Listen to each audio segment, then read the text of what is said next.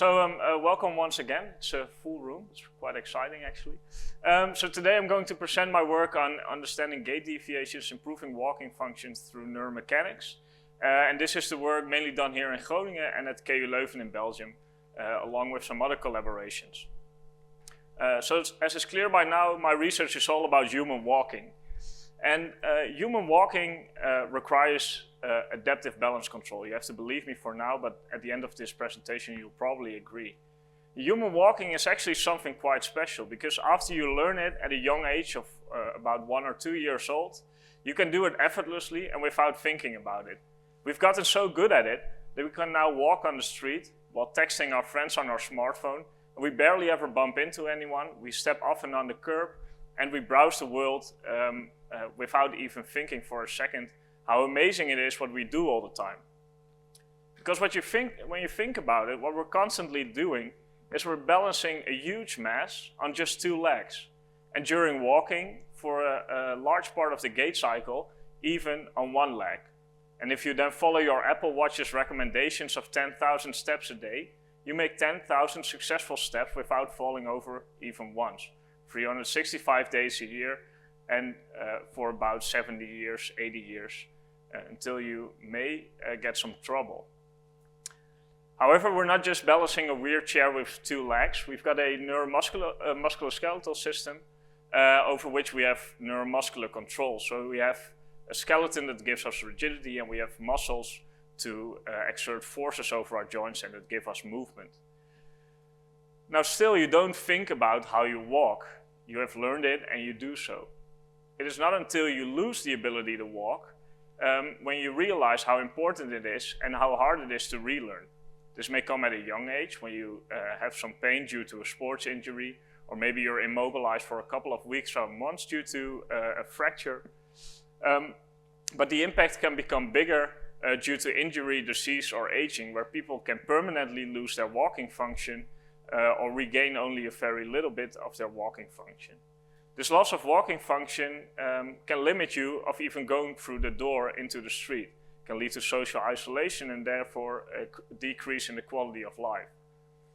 So what we want to do for these people and all these groups is to let them regain and retrain their walking function. However, we can do this only up to a certain extent.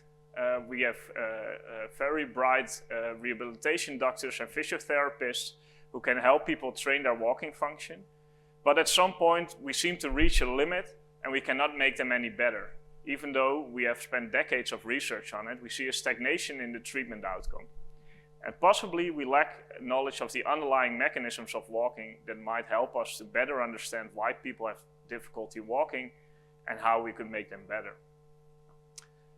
So in my research, I try to understand these underlying mechanisms of human walking, and I do so from a neuromechanical perspective. So I loaned Inoka's definition of neuromechanics here, who says it's an interaction between the nervous system and the mechanical properties of the body. So we've got a combination of neurophysiology and physics, or biomechanics. And from this perspective, I try to understand the mechanisms of walking in experiments and through models and simulations. And with this combination, we try to understand human walking and improve it after loss of walking function. So this is the basis for today's presentation. And it all circles around the central question: which mechanisms underlie normal and abnormal human locomotor control? And today I will zoom in on 3 points of my research, in which we first try to understand the mechanisms and then apply it to understand or improve walking function in clinical populations. So first of all, we'll look at a very simple model of bipedal walking, the inverted pendulum model.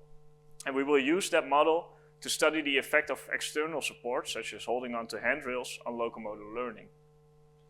Then we will look at margins of stability to understand gait deviations, and we will apply that to better understand impaired balance control in people post-stroke. And we'll try to explain narrow-based gait in people with Parkinson's disease.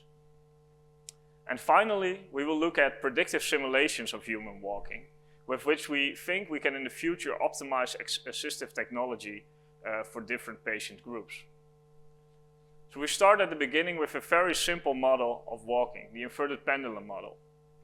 So this model has been around for a couple of decades now, and it has been used widely in human locomotor literature. In this model, we model human walking as an inverted pendulum, representing the stance leg with the body center of mass on top of it. And you can look at walking as a forward falling motion of the inverted pendulum, which is caught by the next step and repeated with a new falling motion. And this series of falling motion, which you catch in time with the next step, makes for a very efficient gait. Based off this model, Huff came up with a theory of human balance control. He looked at the inverted pendulum model, which has the center of mass, and based on the work of Pai and Patton, decided that to understand balance control based on this model, we also need to include center of mass velocity during walking, because you can imagine that when you fall at a higher velocity, you need to place your foot further outwards to catch your fall. Together with the pendulum eigenfrequency, frequency, so let's say the characteristics of the stance leg, he came up with the extrapolated center of mass. And this theory goes that when you have your center of mass at A, you have an extrapolated center of mass, so a future or a position of your center of mass that includes the velocity at B. And as long as you keep that extrapolated center of mass within your base of support at C, during walking, you will remain stable. Now the distance between the extrapolated center of mass at B and the edge of the base of support was coined the margin of stability and is used as a measure of balance control, which I also use in my research. A large margin of stability, so placing your foot very far away from your extrapolated center of mass, makes for a very safe gait, but also inefficient. We know from previous research by Max Donlan that walking with wide steps costs a lot of energy. On the other hand, walking with a small margin of stability may be very efficient, but also less safe. So the question is which strategy we use when. On top of this, after you put your foot down, we have another mechanism which we will use in this presentation today, which we call the mediolateral foot roll-off. So after you put your foot down, you can still produce some ankle torque, almost fell there, to replace the center of pressure under your foot. So if you have a very small margin of stability at initial foot contact, you can roll off a bit to the side. And if you have a very high margin of stability, you can roll off a bit inward. So to study dynamic balance during walking, we have our margin of stability, which relates center of mass movement to foot placement. And we have foot inversion and eversion, which can adjust the margins of stability during the stance phase of walking. And together by Ryman, these were suggested as complementary mechanisms of balance control. So they suggested that foot placement and foot in and eversion work together to control balance. So we started off our first study to see whether a changing environment does indeed induce changes in dynamic balance control. So these measures of balance that were used in literature, can we actually use them to study balance control when environments changed? And we did a series of studies on split belt treadmill walking here in Groningen. So this is a split belt treadmill, you may have seen it. This treadmill has two belts and a slight gap in between them, and we can control the speed of the two belts independently. So for instance, we can set the speed of the left belt to 3 times the speed of the right belt. And that's exactly what we do. So as you can see, this is quite a difficult task. We measured healthy participants in this study. And aside from the bit nervous walking pattern, you can see that there's an asymmetry of step lengths. The left foot barely comes in front of the right foot, whereas the right foot comes a lot further in front of the left foot. So this is a known phenomenon in split belt walking. Now the really cool thing is that participants who have never done these tasks, I mean you won't find these treadmills in any regular gym, only in these gait labs that we have. Healthy humans can adapt to this weird task in just a couple of minutes, because after just 10 minutes of doing this without any instruction, the cadence has become more regular, the step length has become more symmetric again, and this person has learned to walk on a split belt treadmill, even though this person has never done it before. We can also see this in our data. So we have a measure of step length asymmetry. which is basically the left step length minus the right step length divided by the sum. Here we have a very small bit of normal walking. So when you walk normally and you're a healthy person, you have almost symmetric gait. Your left step length is equally long to your right step length. We see very asymmetric gait at the beginning of the adaptation phase, and over a matter of 10 minutes, the step length becomes symmetric again. However, we were interested in balance adaptation. So when you do this weird task, do you also adapt your balance control to remain upright? So first of all, we looked at the margin of stability, and we see some baseline values for margin of stability. And then during initial adaptation, we see that the margin of stability on the fast and the slow belt, so we looked at them separately, increases a lot. So we go to a very large margin of stability. And then over time, it decreases both on the fast and the slow belt towards a lower margin of stability. Furthermore, we had this mediolateral foot roll-off that we looked at, and we can see that it adapts in the opposite direction. So at first, there is very much inward foot roll-off, and over time it adapts to more outward foot roll-off. So indeed, there is adaptation in balance control. And these complementary mechanisms indeed work together. So what we thought in literature was confirmed by this experiment.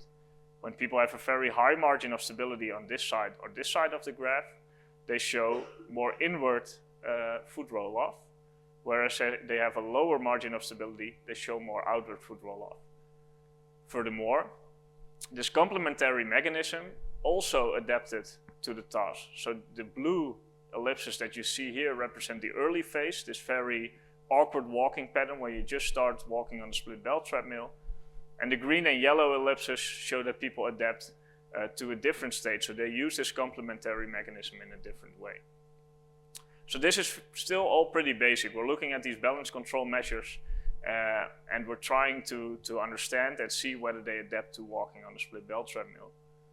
But we noticed something weird here, and you might have noticed it as well. The margins of stability, especially the black line, which was the foot on the fast belt, increased a lot, up to 5 centimeters. And we wondered whether this was even necessary for safe gait. Does this still resemble a balance control mechanism, or does it resemble something else? So together with Hoff, we looked at the initial equations for margins of stability, which is short. You have the margin of stability B, which depends on step width W and stance time T over here. And in Hoff's original equation, we saw that there was a relationship between the margin of stability and stance time. However, it did not allow for asymmetric margins of stability. So the equations were rewritten to now include a T1 and T2, left foot stance time and right foot stance time, and a left foot and right foot margin of stability. Because we thought that the margin of stability depended on both how long you stood on one foot and how long you stood on the other foot. To test these equations, we inserted step width and stance time that we measured and compared that to the measured margin of stability. And you can see that our predicted values in yellow and blue very closely match the measured values in black and red. And if you think about this, if you go back to that inverted pendulum model that's falling, the longer you stand on a leg, the further the inverted pendulum will fall outward. So the longer you have, the longer the stance time, the longer you stand on the leg, the further your margin of your extrapolated center of mass will fall outward, and the smaller your margin of stability will become. Now this is getting a bit abstract. We're going very much in depth on this margin of stability here. And you can wonder, well, does this even mean anything anymore? We're looking at step width, stance time, margins of stability. But actually from here, we could go back to clinical gait deviations and explain some of the phenomena that we see. For instance, in people with an above knee prosthesis who have no ankle joint in their prosthetic leg. Due to the lack of the ankle joint, they cannot make this mediolateral foot roll-off during stance, and we see that they have a larger margin of stability just to be on the safe side. Furthermore, people after stroke very often show a shorter paretic stance time. And they could be doing this to increase their paretic margin of stability, to make them more safe against an unexpected perturbation of walking. So going from these very mechanistic understandings of balance control, we were now able to explain some of the pathological gait deviations that we see. So from that, we decided to turn the tables, because we now know that dynamic balance control is adaptive, but we wondered whether balance is also important for learning. So when you learn to walk in a clinical setting, for instance, is it also important to control your balance? And now in a clinical setting, we all very often use assistive devices for external support, such as handrails, a fancy exoskeleton, or just a simple cane. And when you provide balance support, you take away the balance support problem, and people can walk longer and faster. But what we do not know is what happens to locomotor learning.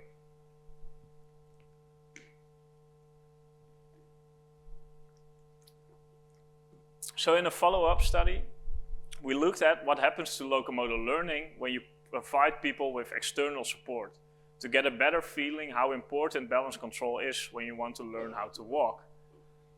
And to do this, we used the phase of the split belt experiment that I haven't shown you yet, and those are the after effects.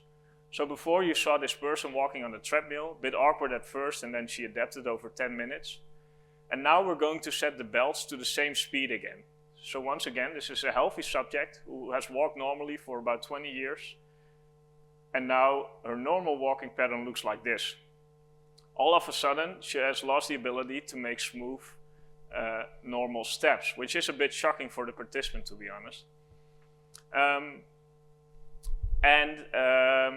in a matter of a couple of minutes, by the way, she'll go back to a normal walking pattern. So it's not permanent. It's good to know. So if you want to participate in one of our experiments, it'll all be fine. For us as researchers, this is quite interesting, because in adaptation studies, these after effects that occur in the opposite direction are considered to be indicators of learning. So for us, this could be an indicator that learning has taken place. And therefore, we decided to use this paradigm to study the effects of external support on locomotor learning.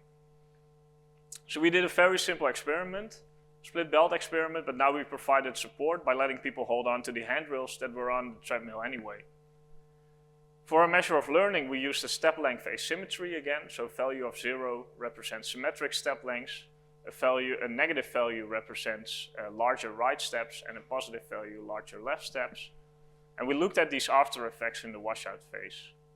And we measured 3 groups, one control group who wasn't allowed to hold on to handrails, one handrail group who were holding on to the handrails throughout the whole experiment, and one switch group who held on to the handrails for the first part and during the adaptation. But then just before we went back to these after effects, to these tight belts, we did a countdown and they had to let go of the handrails to make sure that any difference we'd see in this last phase, in this washout phase, wouldn't be due to the fact that they were still supported, so that we could clearly look at the learning part here. So first in videos, we have our adaptation phase, so the left belt is 3 times the speed of the right belt. And with handrails, in both the handrail and the switch group, you can see a clear difference. Especially this participant is using the handrails to lift himself up, and is using the support to clearly walk easier in this task. If we then go to the after effects, you already saw this person, so without handrails, struggling to walk.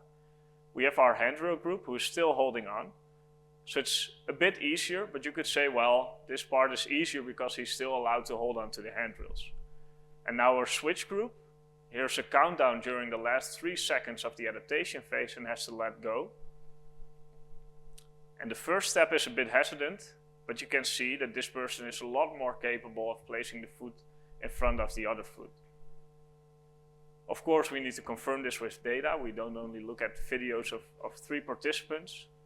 So we have our baseline step length asymmetry, we have an adaptation, and then we have an after effect in the opposite direction. Now first, our handrail group shows that they are a lot less perturbed by walking on a split belt treadmill, and they stay at a slightly more positive step length asymmetry. More importantly, there are barely any after effects in this group.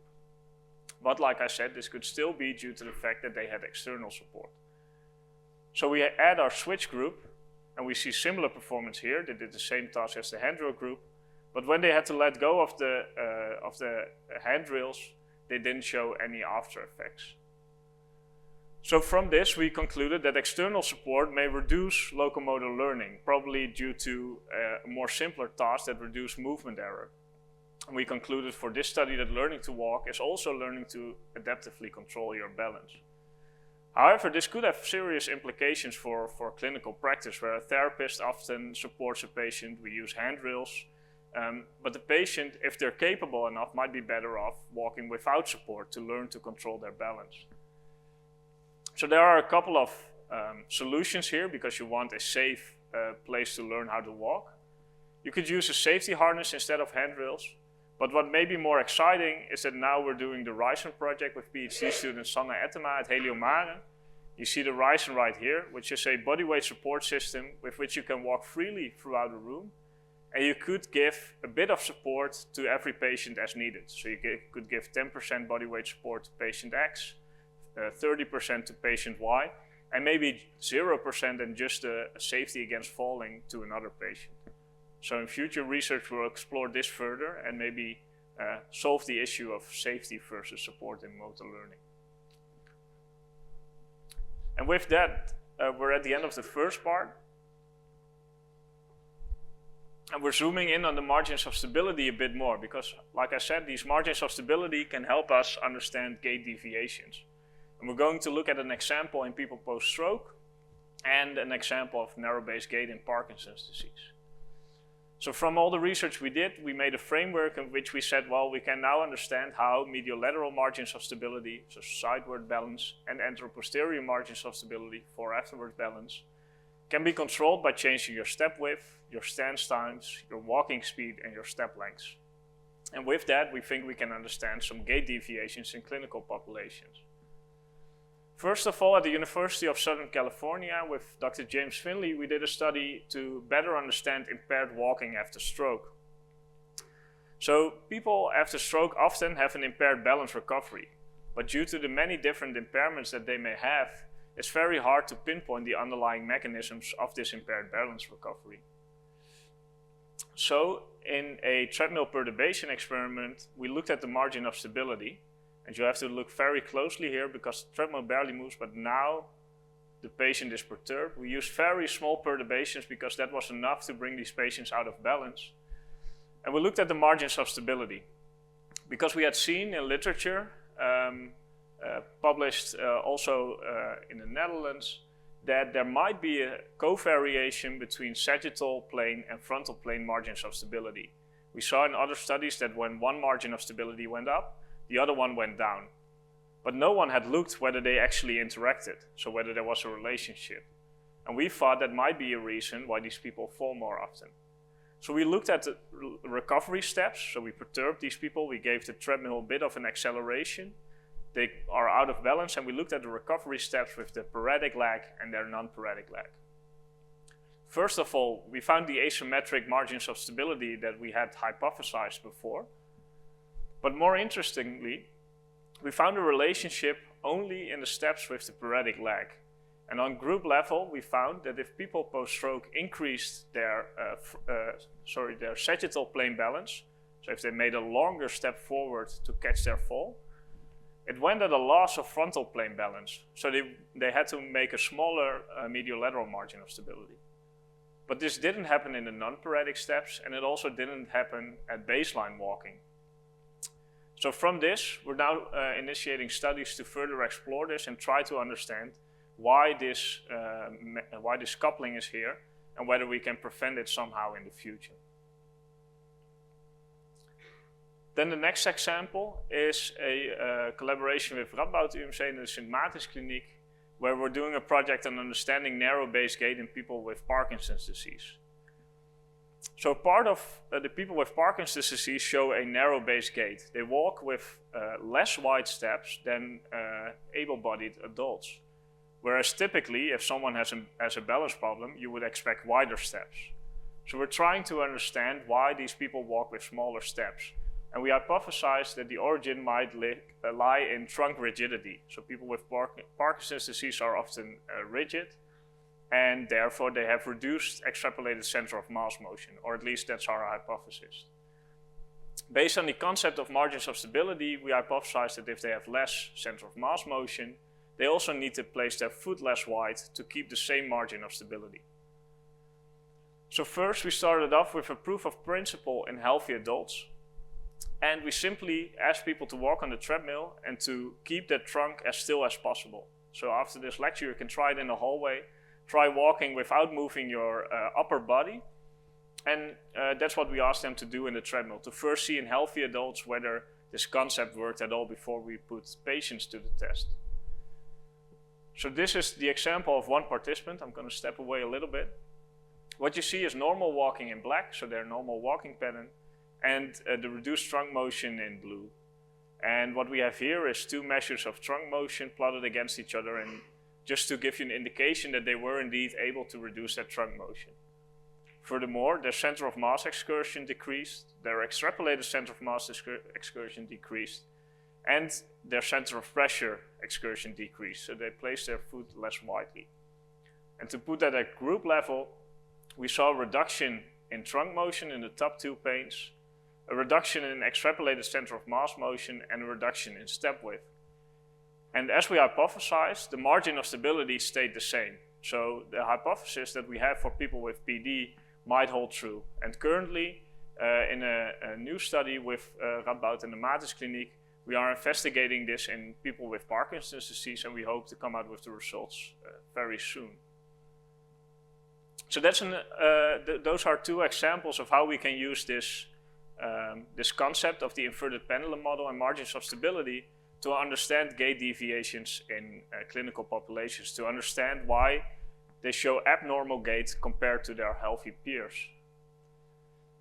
And from those quite simple models, as we coin them in literature, we're going to move to more complex models to study predictive simulations of walking. And these predictive simulations of walking, we think we can use those in the future to optimize assistive technology, such as, for instance, an ankle-foot orthosis.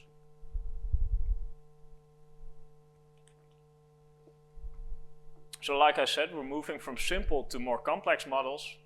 And in this case, we're going to simulate what we cannot measure. So in the previous work I've shown you, we were able to measure everything. We manipulate a parameter and we see the outcome. However, in this project, in people post-stroke, we try to simulate the things that we cannot measure. And that has everything to do with the underlying deficits that people post-stroke have. Walking after stroke is often characterized by a hemiparetic gait. But furthermore, there are multiple simultaneous impairments going on. They have problems with motor control, muscle function, sensory function, and every single patient has a little bit of each one, but it's always different than the other patient. And they might only have problems with motor control, but the next patient might have sensory function problems. This makes it very hard to test experimentally what causes their gait deviations, because if you have a group of 10 patients with muscle weakness, 3 of them might also have sensory problems, and 6 of them might also have motor control problems. So we cannot isolate one parameter to assess its effect on the gait pattern. Whereas we would like to know what the effect of an impairment on the gait pattern is, because the clinician would like to know whether they have to prescribe an orthosis, give a Botox injection, or give strength training. So the goal of this project was to develop predictive simulations of human movement. And with these predictive simulations, we can assess these isolated effects and their interactions to answer what we call what-if questions. So what if patient X would have an increase in plantar flexor power? Would this influence their gait pattern?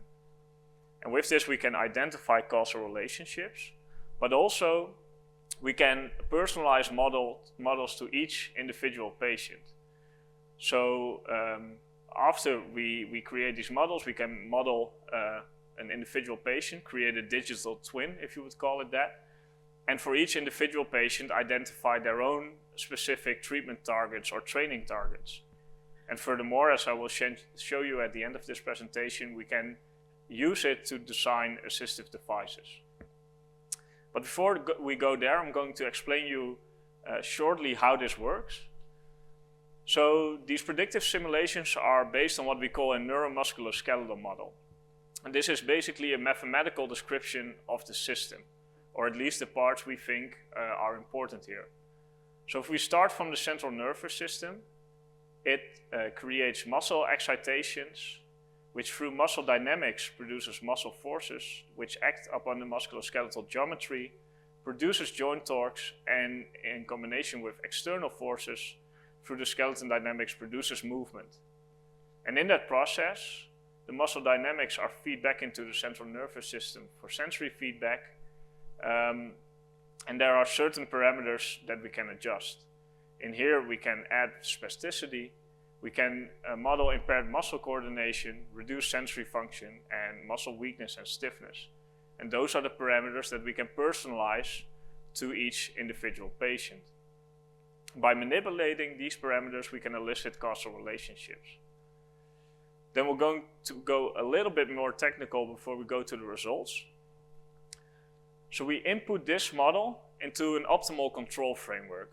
And basically this is a large bunch of MATLAB or Python code, which we tell you have to use this OpenSim model to go from point A to point B, with the goal of minimizing an objective function. And for the people who are really into the technical part, we use direct collocation to do this. The inputs are the musculoskeletal model that you see here. So this is a model with 31 degrees of freedom, 92 muscles, and it's a 3D model. We impose periodicity, which means that we tell the simulation framework that the beginning of each gait cycle has to exactly match the end of the previous gait cycle. And we do this so that we can copy-paste walking motions and we can get a continuous walking motion. We tell the model at which speed it has to walk, and then we come to discuss function or objective function. So in this process, we let the computer calculate the MATLAB or Python code. It wants to move this model from A to B, given the constraints of the system. And it looks for a way to do so by minimizing a function that consists of metabolic energy rate, muscle activity, joint acceleration, some passive torques, and arm excitations. And by looking for the lowest value, and this takes about half an hour to an hour, it generates a walking motion. So it looks for the lowest value of this combined function. What's important here is that we predict a walking motion without inputting any experimental gait data. So no walking data from the patient is going in there. It's completely predictive. The outputs are walking mechanics and energetics, so we know the cost of transport. And after 30 to 60 minutes on any standard laptop on a single core of a CPU, it predicts this walking motion. And this is pretty revolutionary, because about a decade ago, it would take 10,000 hours to do this in a lot simpler model. So we've come from really far, and by the speed at which this happens, we're now able to make a lot of these simulations and actually develop them a lot faster. So that's enough for the technical part, and now the question is, what can we do with this? Well, like I said, we can assess some isolated effects. For instance, we can look at the effect of isolated muscle weakness in, for instance, a hemiparetic gait post-stroke. Now, there are a lot of theories about the gait pattern of people post-stroke and how it relates to weakness of, for instance, the plantar flexor muscles. But like I said, some patients may also have other deficits, such as problems with sensory or motor function. In this case, we weakened the plantar flexor muscles of our model with 90%, so they barely had any plantar flexor power left, and we let it calculate. In the back, you see a healthy model, and here you see our stroke model. And what you can see is that the model is not able to push off with the paretic leg, and it leads to a very asymmetric walking pattern. So this is just an example of how we can assess just the effect of weakness in the plantar flexor models without any other deficits. We expanded on this study a little bit to understand the relationship between muscle weakness and stepping asymmetry in people post-stroke, and we used these predictive simulations. So as another example, this model has hip flexor weakness on the left side, which you can clearly tell by the leaning. And we studied the asymmetric walking. To put it a bit shortly here, given the time, what we found was that weakness of the more distal muscles, so plantar flexors, dorsiflexors, led to the larger step length asymmetries. Furthermore, we found that in the more proximal muscles, the direction and the magnitude of asymmetry, of step length asymmetry, depended on the gait speed. And finally, we told the model to not walk asymmetrically anymore, and we found that if you weaken the model on one side, it will cost a lot more energy to walk symmetrically than asymmetrically. And currently we are expanding this with a lot more simulations and also comparing it to experimental data to further validate this.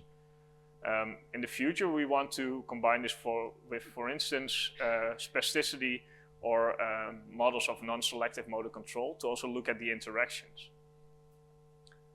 Another example, and this will be the final one today, is about ankle-foot orthosis use.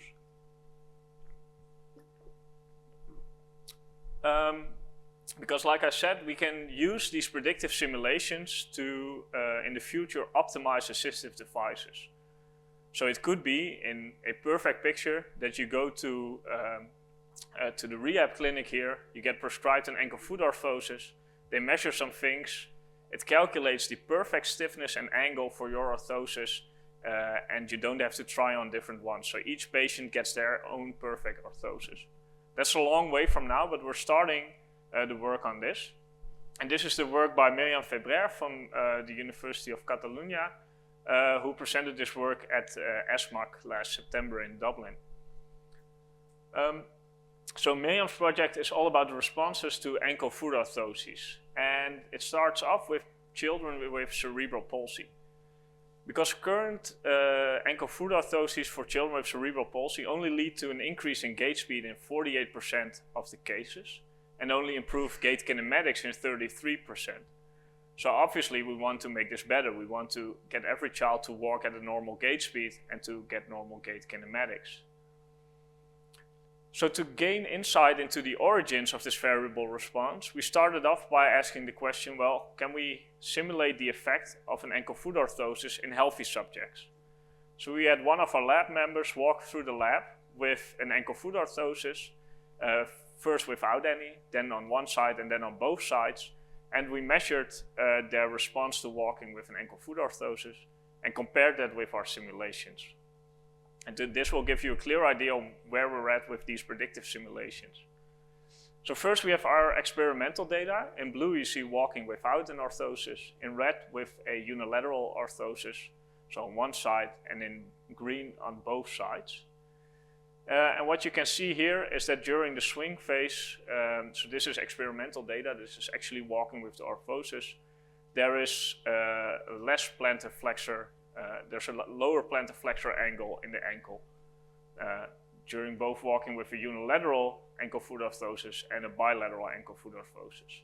So when you walk with this orthosis, you can't go into plantar flexion as much, which makes sense. Now in our simulation, it seems that we can capture this effect, well, relatively well, especially in the unilateral AFO. So we were very glad with that. But for those of you who have a sharp eye, you'll see that this axis only goes to -10, whereas this one goes to -20. And actually we have a bit of trouble still with predicting the full range of motion of ankle motion right during walking. So we're on our way, but we're not quite there yet. Then we measured muscle activity in the dorsiflexors and plantar flexors as well. And we now only look at the results of walking with an AFO on both sides. And we see a decrease in the plantar flexors during the stance phase when you walk with an AFO. However, our simulations didn't capture any of this. On the other hand, we see a decrease in dorsiflexor muscle activity when walking with an AFO, and our simulations did capture that part. So maybe we're halfway there. Then finally, we looked at contralateral limb kinematics, because if you walk with an AFO on one side, you can imagine that your movement on the other leg also differs a bit. And we found that especially around the hip, we were quite well capable of predicting the changes in hip flexion and hip adduction kinematics.